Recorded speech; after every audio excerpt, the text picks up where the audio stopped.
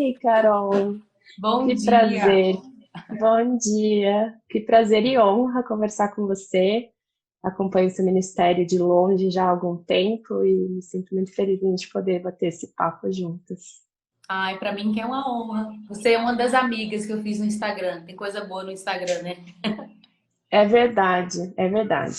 A gente faz amizades virtuais e com sinergia de propósitos, né? Isso vai Sim. abençoando muito nossa vida.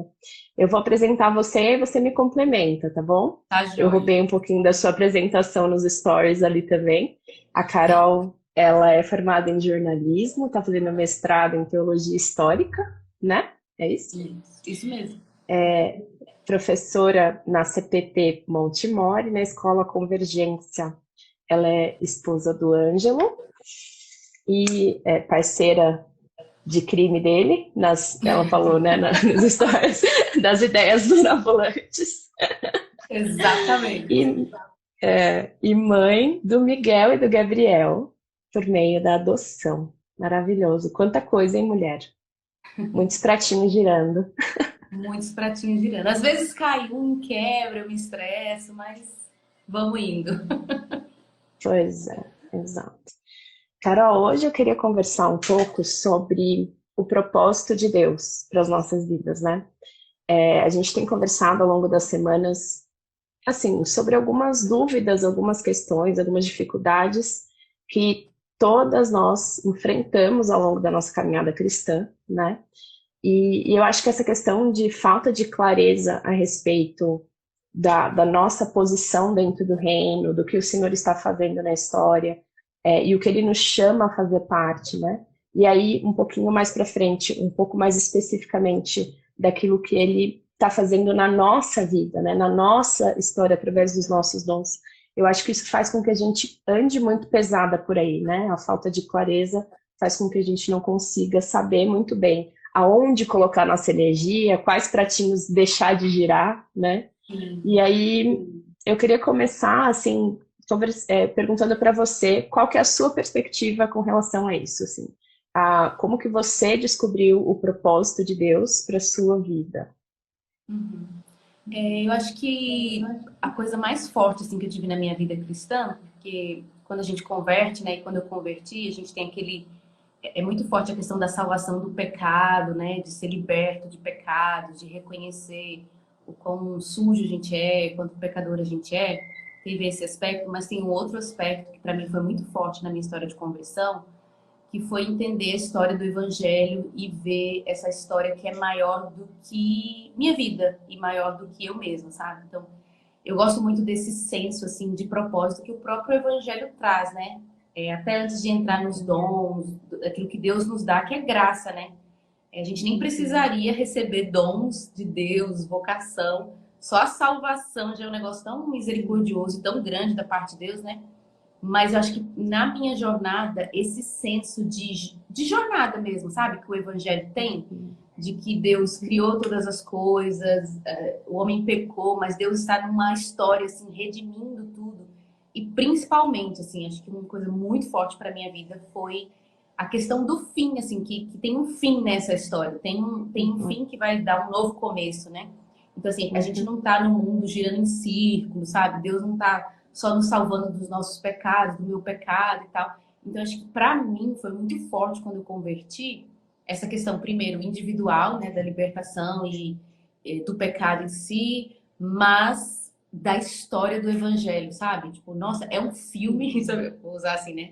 Parafraseando, é um filme, é uma história maior do que eu, tudo faz sentido agora, sabe? E uhum, eu tô dentro dessa história, assim, grande. Então, na minha conversão, uhum, esse senso de, nossa, Deus me incluiu numa história dele, maior do que eu mesmo. Isso uhum, para mim foi muito forte. Acho que foi até um dos pontos assim que me puxou muito para isso da teologia e da própria história da igreja, que é uma área uhum, que eu lido bastante, é esse senso assim de que e é muito legal, né? Eu gosto muito de filme e nos filmes tem muito isso. Sempre tem uma história rolando, o personagem tá alheio a essa história, de repente ele vê que o negócio é maior do que ele entra, ele se torna um personagem ali dentro. Então, isso para mim é uma das coisas em que eu mais amo na vida com Deus e na história do uhum, Evangelho, esse senso de propósito de uma história maior. uhum.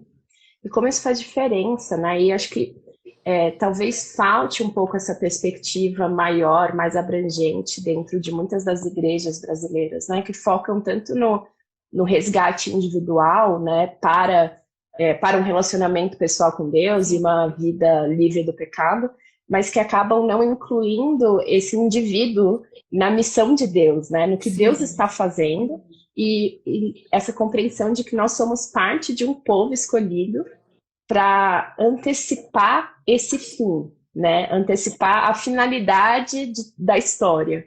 E eu acho que você e o Ângelo falam muito sobre o fim, esse fim que é o novo começo, né? E o quanto a gente precisa viver com essa perspectiva, né? E parte do propósito, essa ideia de sentido da vida, tem a ver com a finalidade da vida, né? Então conta um isso. pouco pra gente mais sobre isso, assim, qual é o fim dessa história e o que que o Senhor nos chama, qual é o capítulo que a gente está vivendo e o que que o Senhor nos chama a fazer hoje, né? Qual que é o propósito de Deus para esse capítulo que a gente faz parte Sim, da história dele. exatamente. Eu gosto muito, a gente até comentei nos seus stories, né, do livro do Verdadeira Espiritualidade do Schaefer. Aquele livro foi um dos livros assim, que mais Uhum, marcou a minha vida. E eu nunca esqueci uma parte que eu. É uma parte desse tamanho, nem é o principal do livro, mas. Quer dizer, tem a ver sim com o principal. Mas que me tocou muito, porque é o seguinte: a gente sempre aqui no nosso ministério foi um tema muito forte, o fim dos tempos, né? A escatologia, que muita gente tem medo, que muita gente desconhece, que tem gente que nem ousa estudar, porque são muitas linhas diferentes, mas independente das linhas e dos detalhes, é um fato básico do evangelho, até a pregação que os apóstolos faziam, né? né? Na época que Jesus ressuscitou, é o seguinte: ele ressuscitou, mas ele vai voltar. Então é um elemento do Uhum, evangelho, da história do evangelho, que está sendo perdida, como se a história tivesse sido contada pela metade, né? Então a gente enfatiza muito essa questão da volta de Jesus, porque essa é a uhum, dimensão que a gente tem da eternidade. A gente está na Terra, a gente está vivendo aqui esses dias, mas existe um elemento da eternidade, que nós somos peregrinos aqui, enfim. é, Então eu acho que é um ponto muito importante da espiritualidade, esse futuro, né? Essa esperança, a esperança escatológica, e é isso que vai gerar santidade em nós, assim, enfim. Então é um ponto muito forte para nós aqui, pessoalmente, no nosso coração, no nosso ministério. E esse livro do Schaefer, ele vai falar do outro capítulo, mais, né? Apesar que até a escatologia do Schaefer a gente combina bastante. Ele vai falar sobre hoje, porque a gente converte, é. né? E a gente não vai para o céu na hora que a gente converte. E nem Jesus volta agora, assim, sei lá, né? Quando a gente converte. E A a gente gente não vira converte santo, né? A gente não vira totalmente de uma santo hora para da outra. noite pro dia. E ele faz a pergunta assim que todo mundo devia fazer, que é: se eu converti, se eu fui salvo e eu tô no mesmo lugar, eu continuo na mesma casa, na mesma família, no mesmo emprego, nas mesmas condições, o que que muda, né?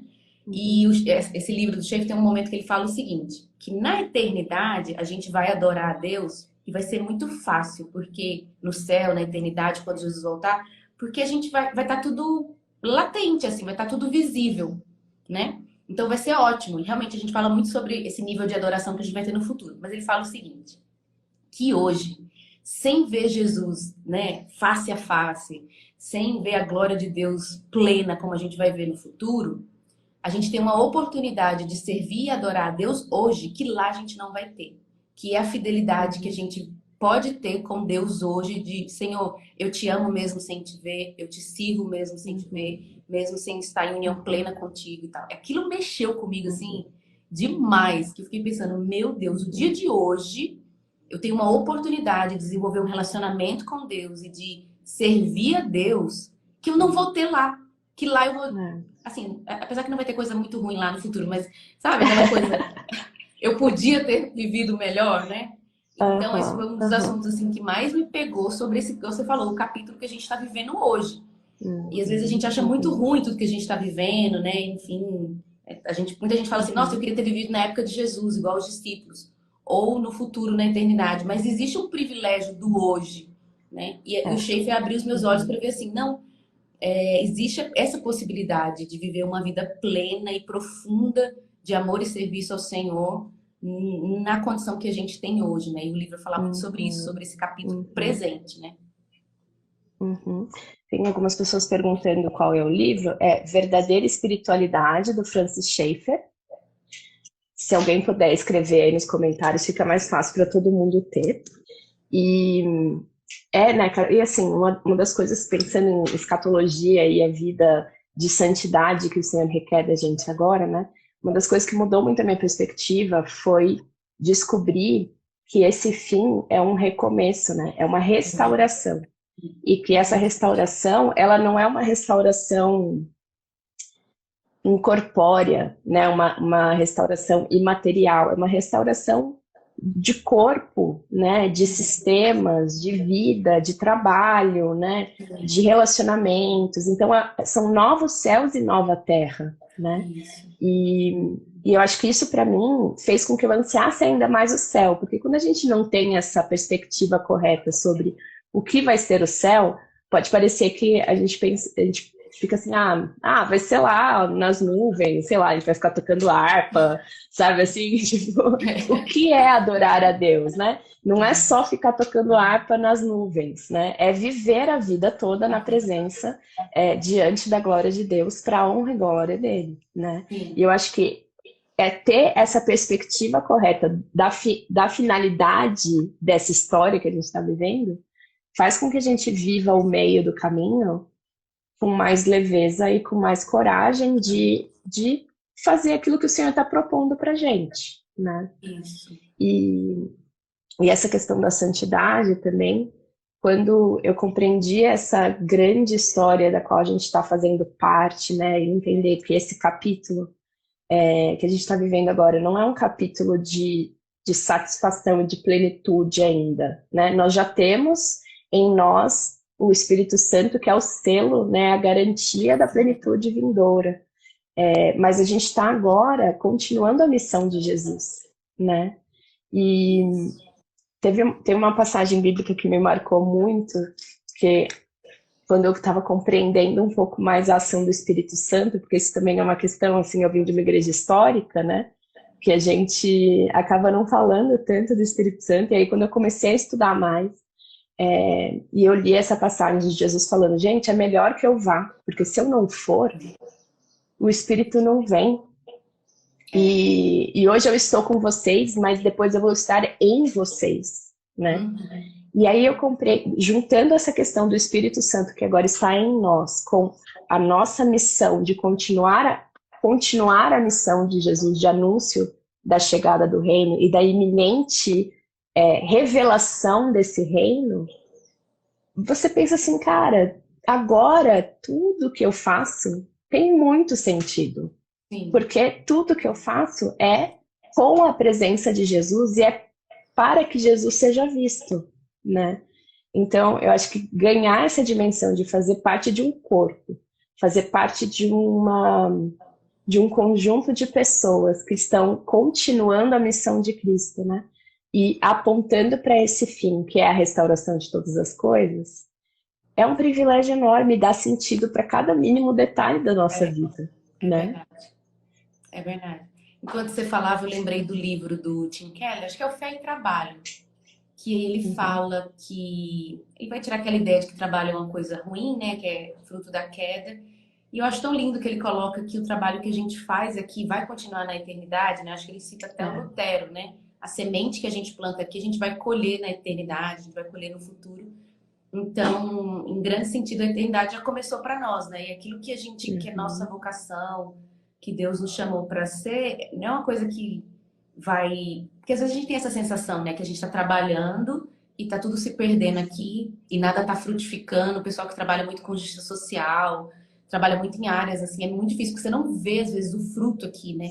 Mas você vai ver lá na eternidade. Então, eu amei quando ele colocou isso no livro, sabe? Que é uma coisa contínua. Eu não sou boa muito em escatologia, mas o marido fala muito sobre isso, assim, sobre trabalho no reino. Vai existir trabalho no futuro, na eternidade, né? A gente não vai ficar só deitado, dormindo, que é muito tedioso. A gente gosta de trabalho, a gente gosta de se sentir útil, isso é bom, né? E isso vai continuar no reino vindouro. E se já é tão bom, né? Às vezes a gente tem dias, né? Que é bom, o trabalho rende, a gente sente uma satisfação, as pessoas foram abençoadas. Então, eu fico pensando, na eternidade a gente vai viver isso muito mais plenamente, né? Não vai ter os dias ruins de trabalho. E é interessante trazer à tona essa questão do trabalho, né? Porque às vezes quando a gente fala sobre cumprir a missão de Jesus, de anunciar o reino. Às vezes a gente acha que isso é só evangelizar no sentido de pregar o evangelho, né, com palavras e fazer com que pessoas entrem para o clube, né, assim, pessoas entrem para o clube da igreja. Mas pregar o evangelho é também redimir o próprio trabalho, né? É redimir a sua própria área de atuação, entendendo que Jesus é o Senhor sobre todas as coisas, não só os indivíduos, né? Não só os seres humanos.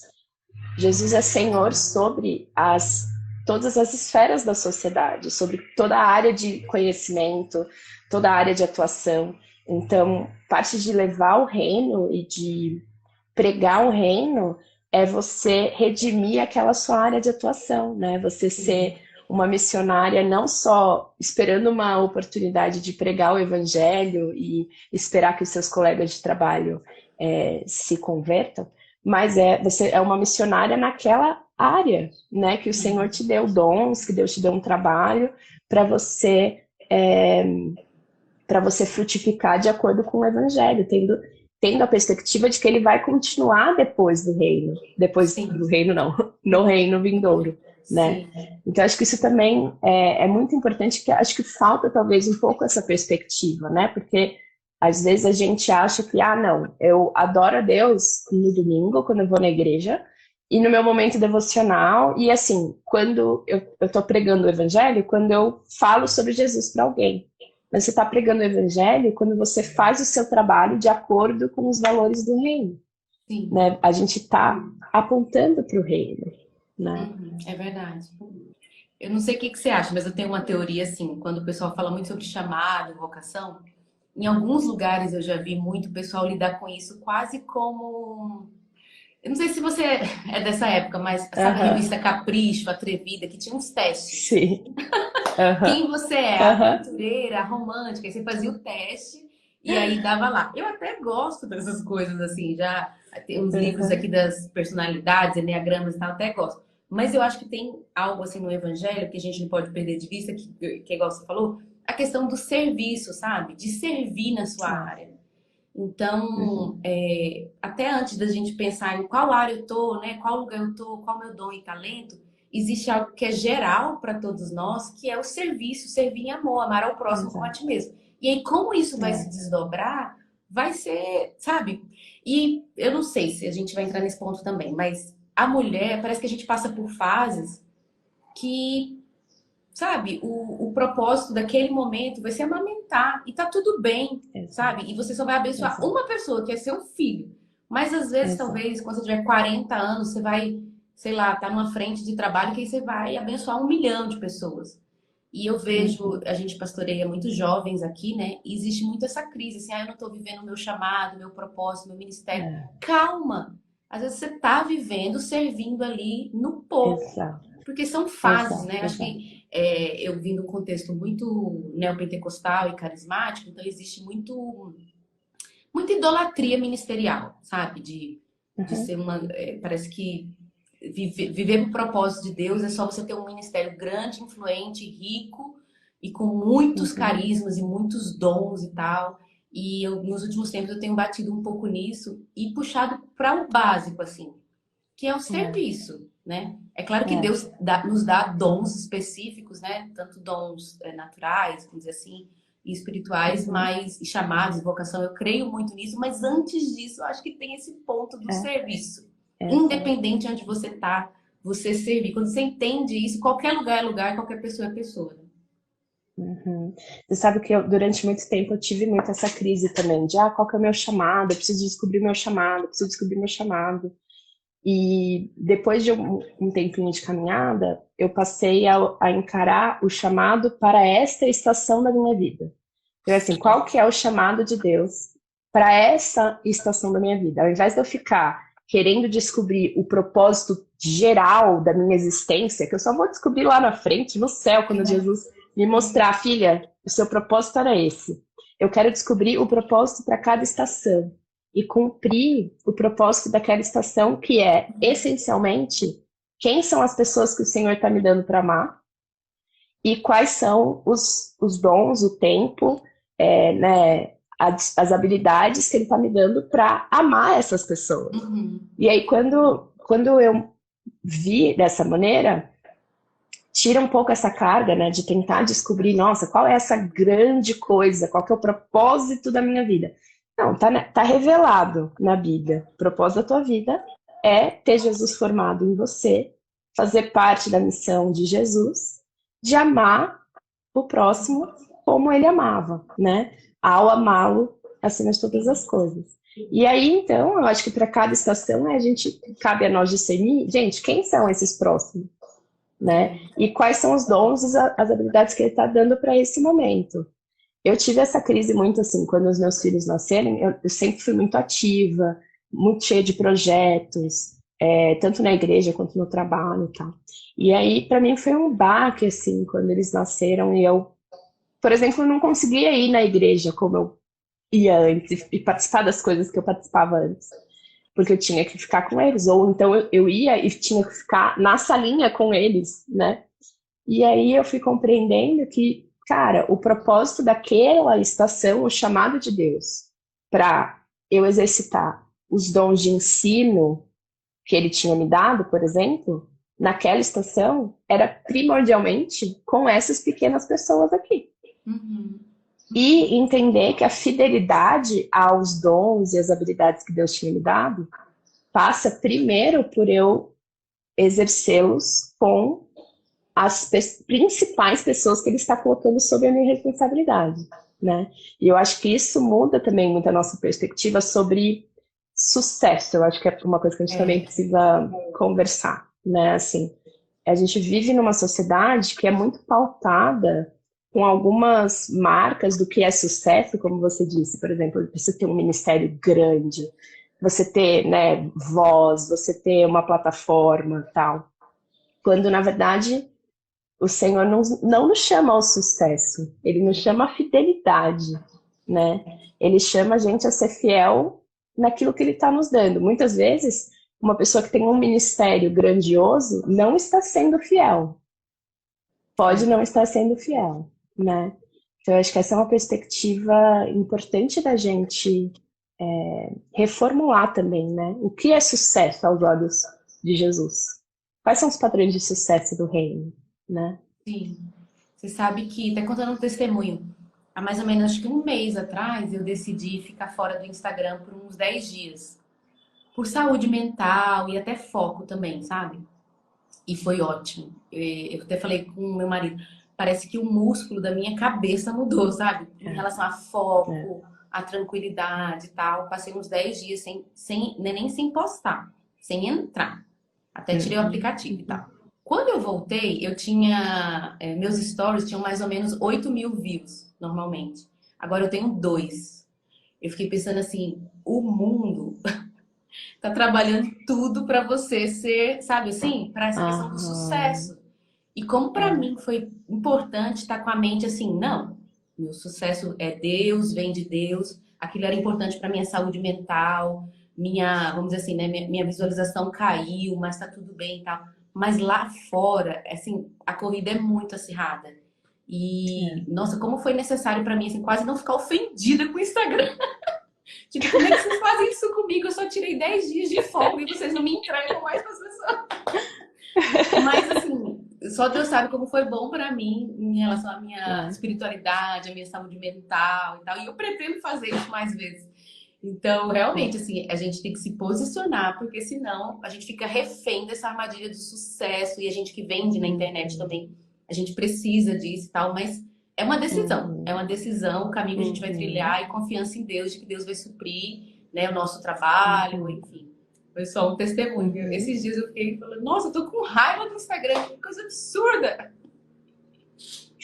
Pois é, e assim, né, o quanto quando a gente vive nessa, acho que a Vanessa Belmonte que fala isso, que eu gosto muito, a gente conversou na segunda-feira, ela falou, quando a gente está no reino, a gente está vivendo no mundo de Deus, na história de Deus, com o sistema de Deus, com os valores de Deus, né? Só que nós somos ainda peregrinos aqui, né? Exilados, nós estamos num exílio, né? Como se a gente estivesse em terra estrangeira. Então, enquanto a gente precisa estar atento para discernir mesmo essa guerra de valores e a gente não se deixar levar por algumas narrativas equivocadas sobre o que significa ter uma vida bem vivida e uma vida de sucesso, né? Sim. Uma vida que cumpre o seu propósito. E como que a gente pode proteger a nossa mente, né? Assim, quais são estratégias que a gente pode ter para a gente proteger a nossa mente para permanecer na narrativa correta, né? Porque nós somos seres que a gente está o tempo todo interpretando a vida, né? E se a gente não for intencional, a gente vai cair nas narrativas de sucesso, de boa vida, alheias, né? Então, eu acho que a gente podia falar um pouquinho sobre isso e depois a gente falar sobre como a gente pode descobrir um pouco os nossos dons, nossos talentos, o que você acha? Acho bom, porque eu até ia te fazer uma pergunta, que eu lembro que eu vi uma postagem sua falando de que você fez uma lista. Você lembra disso? Aí depois eu também queria saber sobre isso. Tá bom, legal. Eu achei muito legal aquela lista. Eu falei, nossa, acho que eu preciso fazer isso também. Legal, boa. Então vamos primeiro pensar assim, quais são alguns hábitos que a gente pode ter. Eu acho que esse, por exemplo, da gente ser intencional e tirar tempos offline, né? Eu acho que isso é muito importante. Tem até um livro, não sei se você já leu, Sabedoria Digital para a Família. Tá eu li, eu amo aquele livro. Aquele livro fundamentou incrível, né? minha vida. Pois é. Depois que eu li esse livro, eu incorporei muito essa ideia de, tipo, ter um dia offline por semana, uma semana por mês e um mês por ano, né? E a gente incorporar mesmo essa ideia do Shabá, né, do sabático tecnológico, para a gente proteger a nossa mente, a gente lembrar mesmo, cara, eu não vivo nessa história, né? O Instagram, tudo bem, o algoritmo vai me penalizar porque eu não estou vivendo na história dele, né? Mas o meu Senhor é outro e a providência continua vindo através de Deus e não do algoritmo estar feliz com a forma como eu estou refém dele, porque na verdade a gente fica refém, né? Não é? É verdade. O que mais, Carol, que você sugeriria assim para a gente proteger a nossa mente, para a gente permanecer na narrativa correta?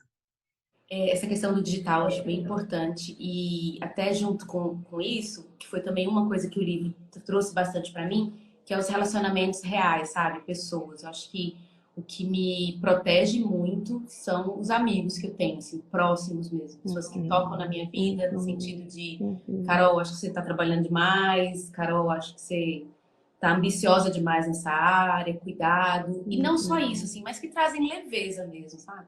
Esses dias eu li um livro que é para mulheres de pastor, e uma das coisas que ele fala é que as mulheres de pastores não têm amigas para se divertir, sabe? Sabe a coisa natural da vida? E muita gente acho que sofre com isso, de não ter amizades verdadeiras. Não só amizades que vão, sei lá, apontar seus pecados ou verificar seus dons, né?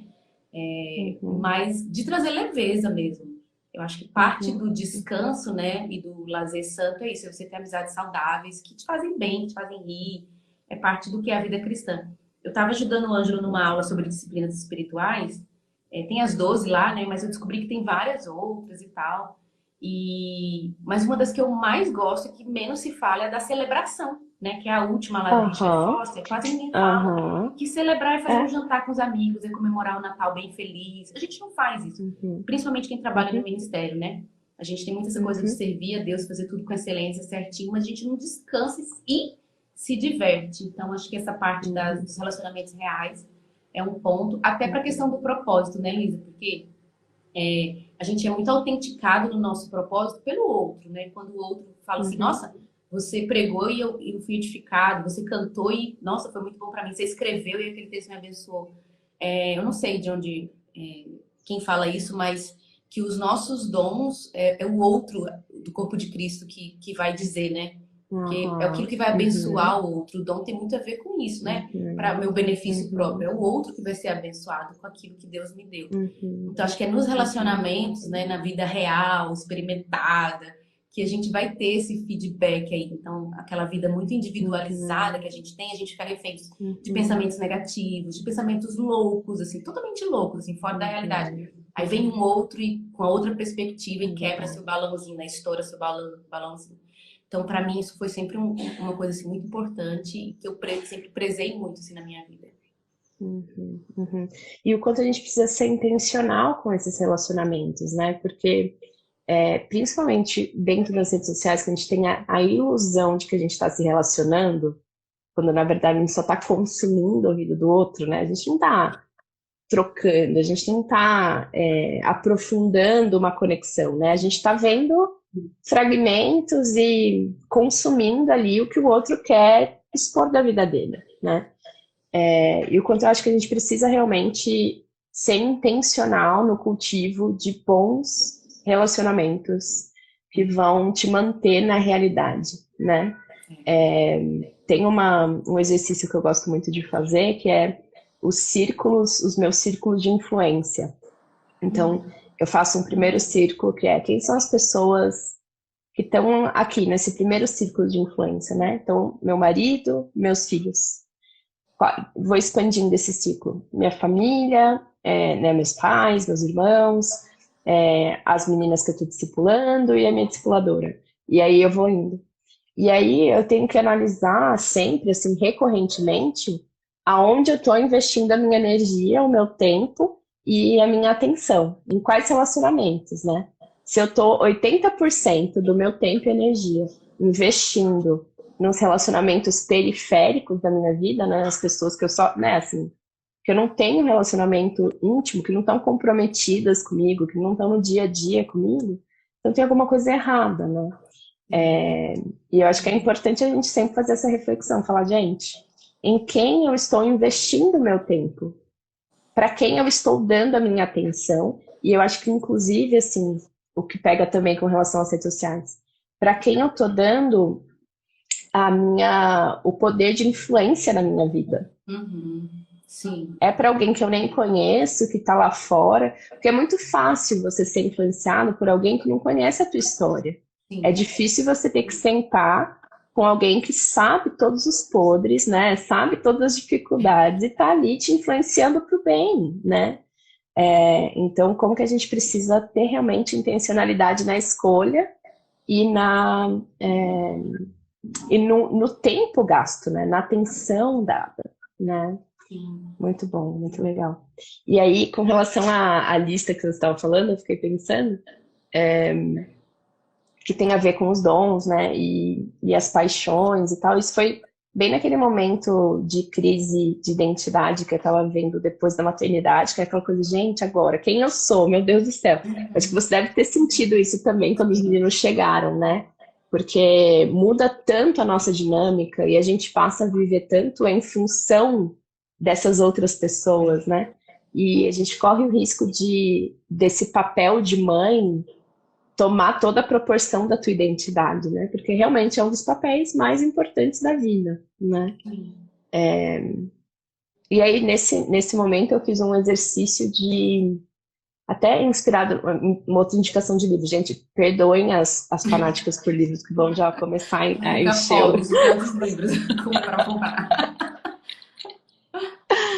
É um livro que ele não é cristão, assim, ele é meio espiritualizado, assim, ela fala sobre Deus como meio que o universo, assim, né? Chama O Caminho do Artista. Não sei se você Já ouvi conhece. falar, Já, nunca já li, ouviu mas já ouvi falar? falar. É muito legal. São 12 semanas de exercícios, assim, para você se reencontrar e desbloquear, digamos assim, criativamente, né? E foi com base nesses exercícios que eu fiz, que ela falava pra gente reacessar quais eram as suas paixões de infância. Então, assim, na infância, o que você gostava de fazer, né? Porque é meio que assim, é ali que está o ouro daquilo que mais te interessa, da sua paixão e aquilo que você tem para oferecer, assim, né? E aí eu fui fazendo as listas das minhas paixões, entendendo, cara, sempre gostei muito de escrever, sempre gostei muito de ensinar. Eu brincava que eu estava, tipo, dando aula. Eu brincava que eu estava escrevendo. Eu fazia livros, sabe? Assim, tipo, eu montava, eu escrevia os livros. E aí, fazer esse resgate das minhas paixões de infância me clarearam muito, entendendo assim, cara, é isso aqui que está latente no meu coração, né? E entender, para mim fez muita diferença compreender o quanto o Senhor nos dá dons como presentes mesmo, para serem desfrutados. Antes eu tinha um peso muito grande do tipo, nossa, sabe aquela parábola do servo que enterrou o dom? Que também depois eu li ela de novo com outro olhar, mas eu tinha um peso muito grande, pensei assim, cara, eu preciso fazer alguma coisa com esses dons, eu preciso fazer alguma coisa com esses dons naturais e os dons sobrenaturais, né? Porque o Senhor vai me cobrar, e não sei o quê. E aí depois eu percebi que, na verdade, dons são presentes para serem desfrutados. E ao desfrutarmos deste dom, nós estamos glorificando a Deus e abençoando o outro, né? E aí me deu muita leveza. Falei assim, cara, então assim, um dos dons que o Senhor me deu é escrever, eu vou desfrutar do dom de escrever. E eu vou compartilhar esse dom como se fosse uma criança que acabou, sabe assim, que está mostrando para o pai e para a mãe. Porque o que importa não é o resultado que aquele dom vai exercer. O que importa é o desfrute, é o desfrutar e a fidelidade com que eu vou, sabe? Eu vou fazer aquilo que o Senhor me deu para fazer desde pequena, né? Assim, não sei se você já fez algum tipo de exercício desse. Como que foi o seu processo de descoberta, assim, dos seus dons, dos seus talentos? Eu acho que a gente é bem parecido nesse sentido, porque também desde pequena eu não tive pais intelectuais e cristãos, nada disso, mas eu também desde pequena é um negócio para escrita, assim, sempre gostei demais, demais mesmo. Mas no meio do caminho acho que foi perdendo, e como qualquer dom assim que não é muito exercitado, né, vai ficando, enfim, não desenvolvi. Mas é aquela coisa meio visceral, né? Porque parece que o dom não é só uma coisa externa que Deus te dá, parece que ele põe ali dentro, o negócio é visceral, o negócio não te abandona, assim, né? Mas desde pequena eu sempre tive muita essa vocação para escrita, comunicação e tal. Fiz a faculdade de jornalismo pensando nisso. E aí quando eu converti e tal, e fui desenvolver minha jornada cristã, entrou a questão também do ensino, mas eu nunca procurei muito me enquadrar nessa questão ministerial por causa dessa questão das fases, né? Então, de tentar ser fiel àquilo que Deus estava me chamando. Mas para mim sempre foi muito claro assim o que eu gosto de fazer. E eu acho que assim, uma coisa que me ajudou muito é nunca ter preguiça de fazer nada. Então, tudo que surgiu na minha vida eu fiz. E fiz muito. Talvez meu problema é o outro, né? De não parar. Mas isso me ajudou muito, porque como eu fiz tudo, eu também descobri o que eu não quero fazer, sabe? O que não é bom pra mim, o que eu não gosto, o que eu sinto que eu não rendo bem. Porque aquilo que é nosso dom, tenho a impressão que em um minuto a gente consegue fazer muito. E faz feliz. Não que não tenha parte ruim, né? Todas as áreas têm suas dificuldades, mas aquilo que não é o seu dom, você tem a impressão assim, qualquer outro poderia fazer. Então, pra mim foi muito bom esse exercício de fazer tudo. Tudo que. Vamos fazer comida, vamos lavar banheiro, vamos organizar evento, vamos cuidar de planilha financeira, vamos. Mas não é minha área. Mas eu pelo menos fiz tudo e eu sei o que eu não. Principalmente acho que quem é jovem tem que fazer tudo. Exato, e é uma forma de você identificar o que você gosta e o que você não gosta, né, também. Acho que também é um exercício de, cara, eu vou experimentar, eu vou testar, vou ver se é pra mim ou não, né? E eu acho que tem também uma questão de, tipo, quando você é jovem, ou quando você é jovem tem que fazer tudo, eu acho que tem que fazer mesmo, tem uma questão de você ocupar a lacuna com o coração de serviço, né? E falar assim, eu tenho essa lacuna, eu vou ocupar e vou servir. Mas ao mesmo tempo, e é muito interessante que o meu pai, eu vi alguém comentando aqui, agreste base, não sei o que, pessoas, famílias que estão abençoando a igreja brasileira. Então, meu pai, ele fala muito sobre convergência, que tem a ver com o movimento de vocês, né? E o quanto ele acredita que ao longo da nossa vida a gente precisa ir convergindo. Então, na sua juventude, adolescência, você vai fazer muita coisa, você vai ter muita energia, mas com o passar do tempo você precisa ir convergindo para aquilo que o Senhor está te apontando para fazer naquela estação, né? E acho que parte da maturidade passa por a gente compreender isso e aprender a dizer não e aprender a conviver com as lacunas abertas, porque você fala, cara, eu respeito o meu tempo, eu respeito a minha energia e eu não dou conta de tudo. Eu não sou super-humana, eu não sou mais uma jovem de 15 anos, né? Eu É. não tenho mais o tempo de uma adolescente de 15 anos, eu não tenho mais a energia de uma adolescente de 15 anos. Então, aonde eu vou investir o meu tempo, a minha energia e os meus dons? E aprender a dizer não É. para muitas coisas, para você poder dizer sim para aquilo que o Senhor está chamando para aquele momento, É. né? Então, Nossa. esse acho que é um desafio, É. ainda mais para nós que queremos, né, fazer muitas coisas, e eu também tenho muito essa dificuldade, assim. Eu brinco que Deus me dá tanta ideia, e eu, no começo, quando eu acho que esse também é um dom, assim, da visão, sabe? Eu tenho uma capacidade de visionar algumas coisas. Uhum. E no começo eu não compreendia muito bem o que fazer com esse dom, porque eram tantas ideias e eu não conseguia executar todas elas. Ainda Uhum. mais depois da maternidade.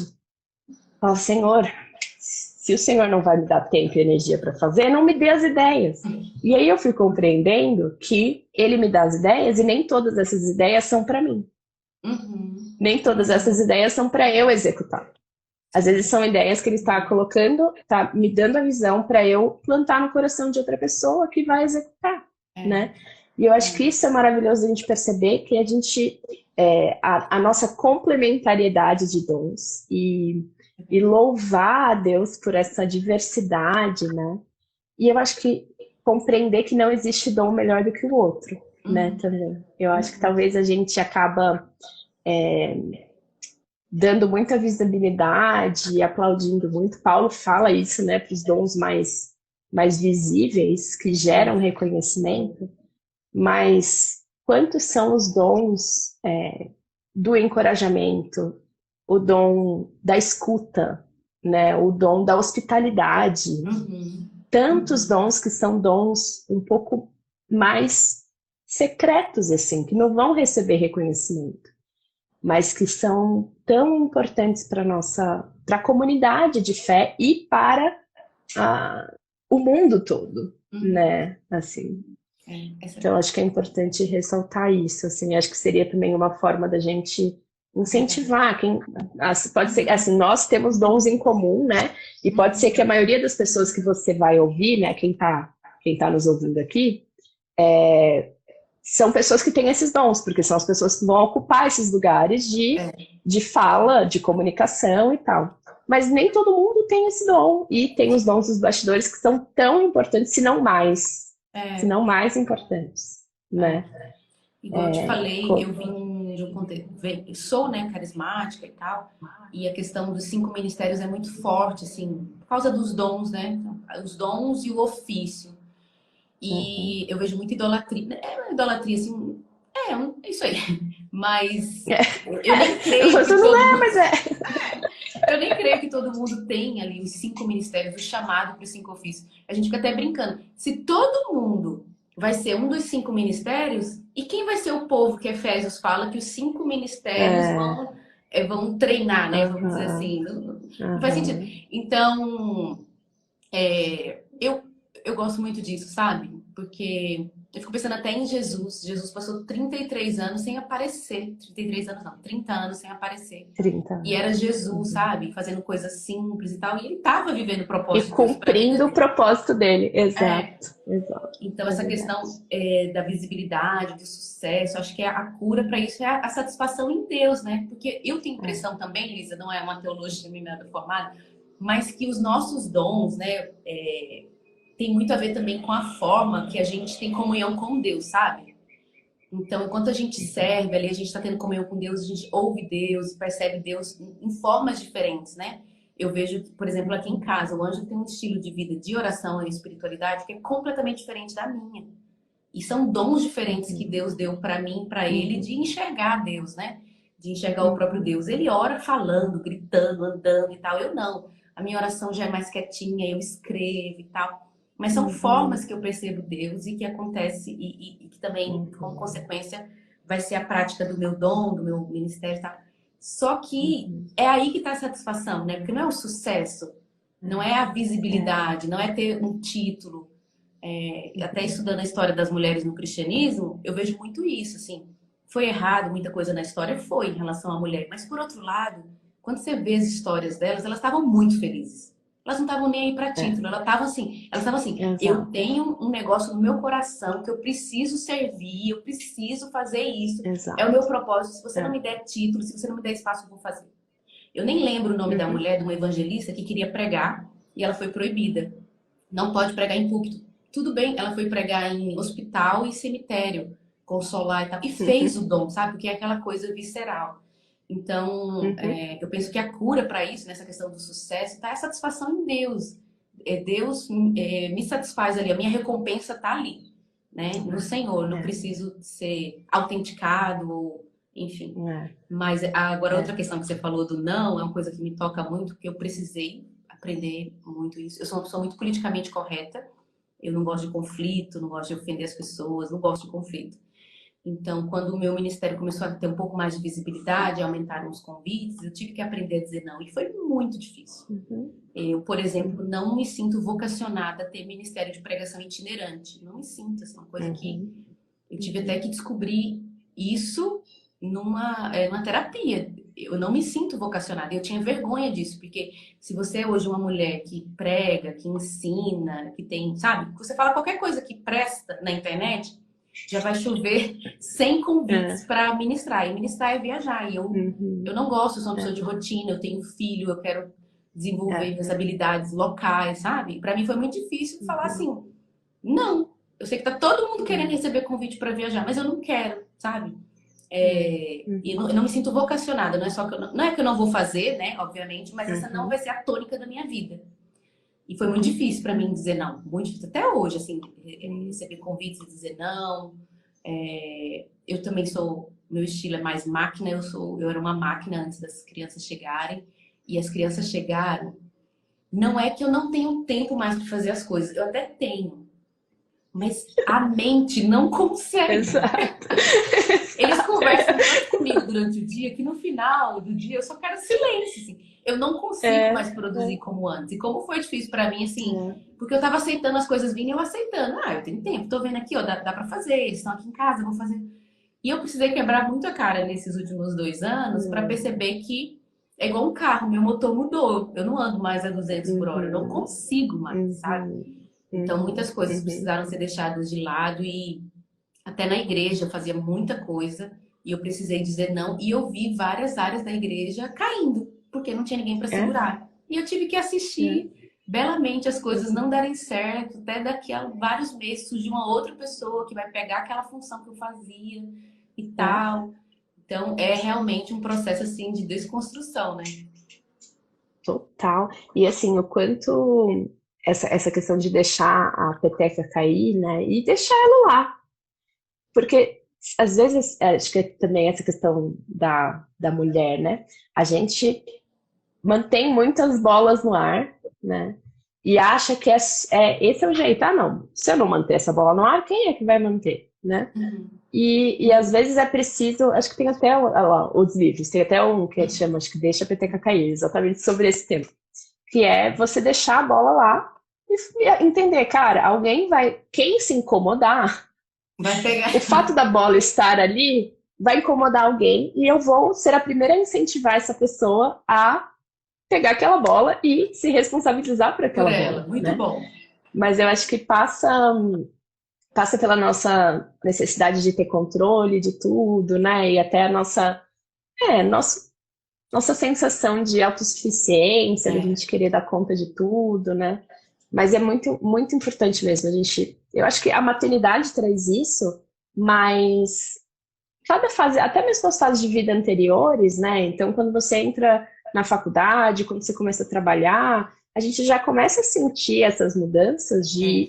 de compreender, cara, eu não tenho mais todo o tempo que eu tinha antes, eu não tenho mais toda a energia mental e emocional que eu tinha antes.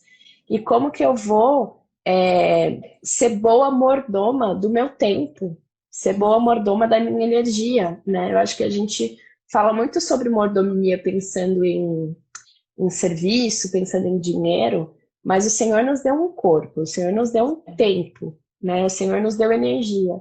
E Ele quer que a gente seja responsável, que a gente administre bem esse tempo e essa energia, né? E administre bem com aquela perspectiva de fidelidade, né?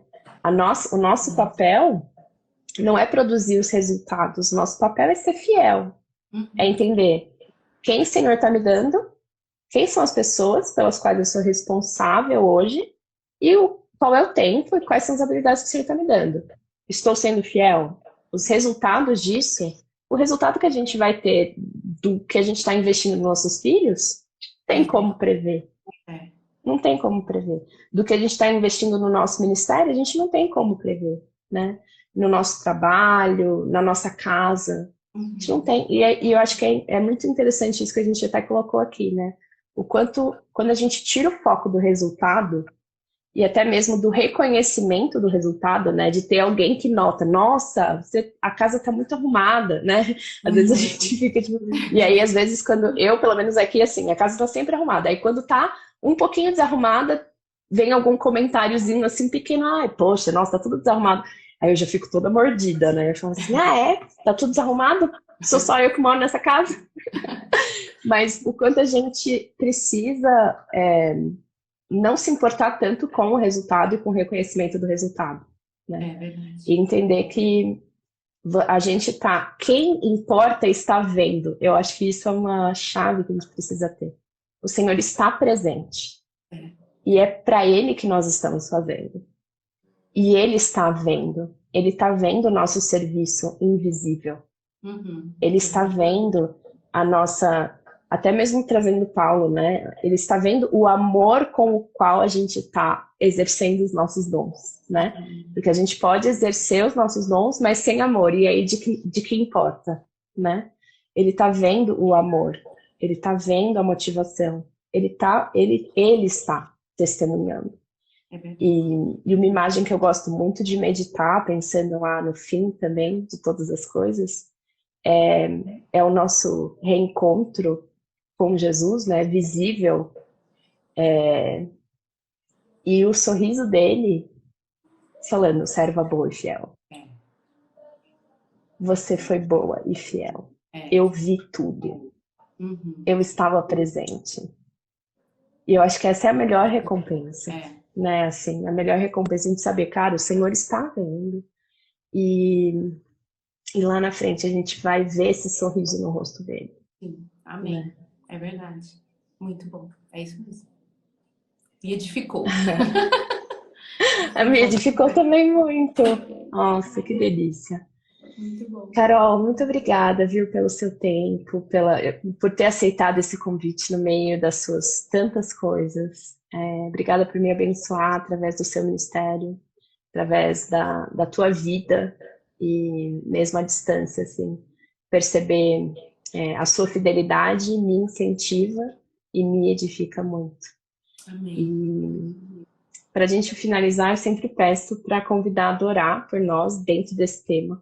Você oraria? Claro, prazer. É recíproco, viu, Luísa? Também sinto muita identificação com o seu ministério, essa questão da leveza. Foi muito edificante a live para mim mesmo. Foi um bate-papo mesmo, de amigas. Foi, né? Exato. Quem tá perguntando vai ficar gravado, tá, gente? Tem gente perguntando se vai ficar gravado. Podem ficar tranquilos. Vamos orar. Pai, nós te agradecemos por esse dia, Senhor. Te agradecemos pela vida de Cristo que o Senhor deu a nós. Muito obrigada pelo ministério do Espírito Santo, como nós falamos hoje. Nós queremos honrar a pessoa do Espírito Santo, o ministério do Espírito que está entre nós, que está em nós. E eu oro pelas minhas irmãs aqui, Senhor, essa manhã. Que haja a luz do Evangelho, a luz que traz sentido, que ilumina, que mostra todas as coisas. Eu te peço por aquelas que ainda não tiveram a iluminação do Evangelho, que o Senhor ilumine no coração, que vejam o propósito. Nós queremos conhecer a Ti, queremos ser imersas na história do Teu Evangelho, Senhor, que nós fazemos parte.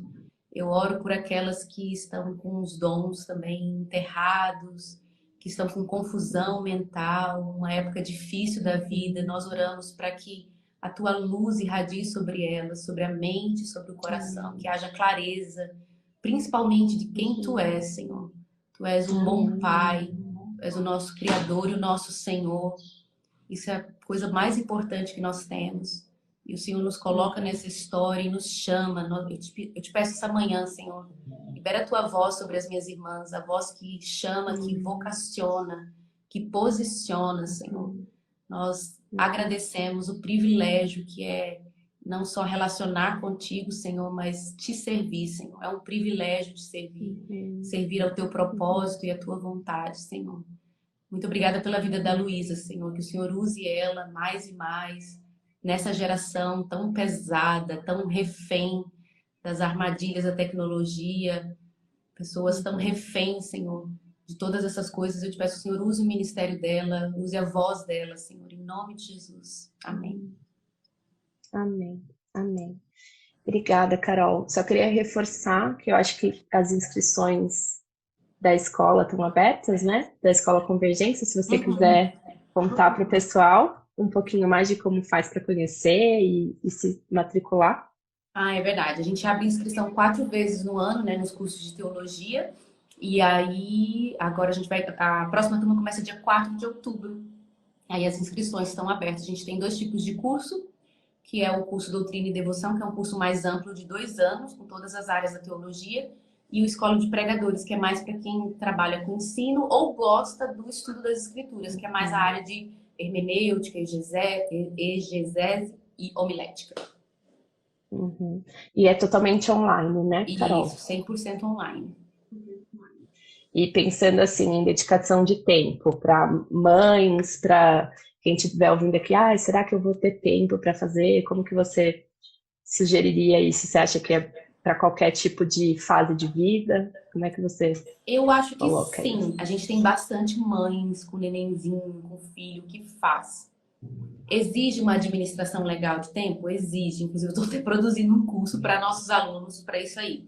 Mas o curso de teologia online que a gente fez, ele varia muito de acordo com o tempo que a pessoa tem. Então, vamos dizer assim, se você tem muito tempo livre, você consegue aprofundar mais.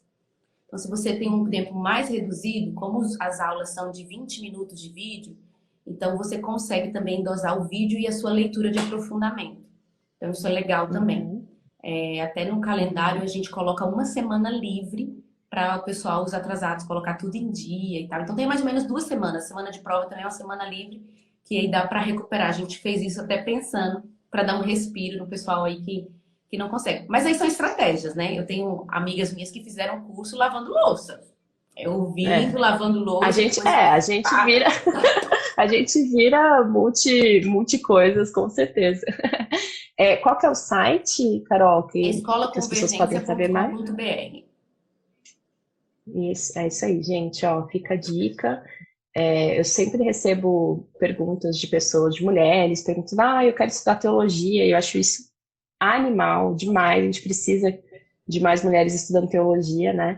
E eu sempre indico vocês, falo, gente, Convergência e Invisible College, para mim é assim, para o nosso perfil de mulheres que trabalham, que têm filhos e tal, eu acho que é o formato mais adequado mesmo para a gente conseguir ter esse tipo de conhecimento. Que bom. Deus abençoe essa nova turma. Fica aí a dica, gente. Foi um prazer, Carol. Muito obrigada, viu? A gente vai se falando. Um beijo, gente. Até a próxima. Deus abençoe o restante do dia de vocês.